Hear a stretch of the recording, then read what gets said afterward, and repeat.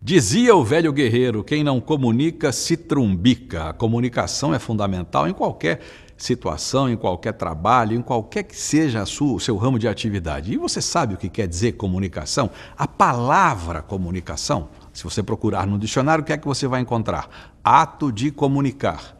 E comunicar quer dizer o quê? Qual é a raiz da palavra comunicar? É a palavra comum. Comunicar é tornar comum.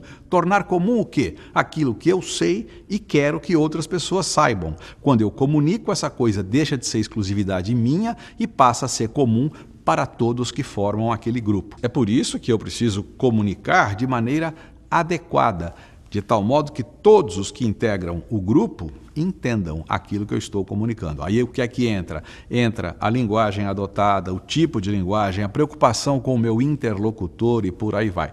Se eu esqueço algum desses detalhes, eu posso falar com as paredes. E no mundo corporativo, falar com as paredes é meio complicado. O outro lado não vai entender, não vai ouvir. Pois é, uma vez um dos meus filhos ia passar por uma cirurgia. Faz um bocado de tempo isso já. Eu fui conversar como pai, preocupado, fui conversar com a equipe médica, especificamente com o anestesista. Queria saber qual seria o procedimento. E lá pelas tantas, depois de falar uma série de coisas, de dizer uma série de coisas, ele me disse, mas não se preocupe não, o seu filho é uma criança eutrófica. O seu filho é uma criança eutrófica.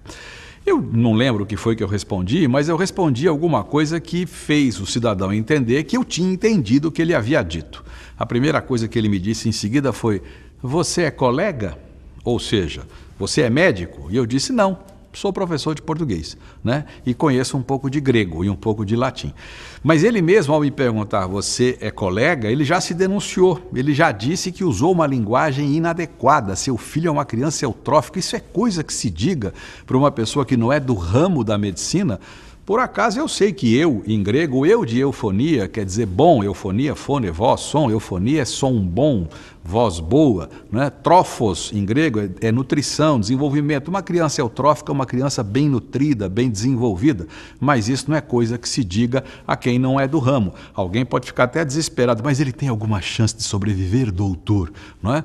Quando você faz isso no meio corporativo, ou seja, quando você usa uma linguagem, termos que são do seu nicho, mas não são necessariamente do nicho da pessoa com a qual você vai conversar, você corre o mesmo risco. Então, esse código, que muitas vezes é secreto, não pode ser usado indistintamente. O pessoal da publicidade, por exemplo, adora falar em share, né? Quem é que sabe o que é isso? O pessoal da publicidade sabe. E o resto sabe? Pode não saber. Então, cuidado com os termos que você usa.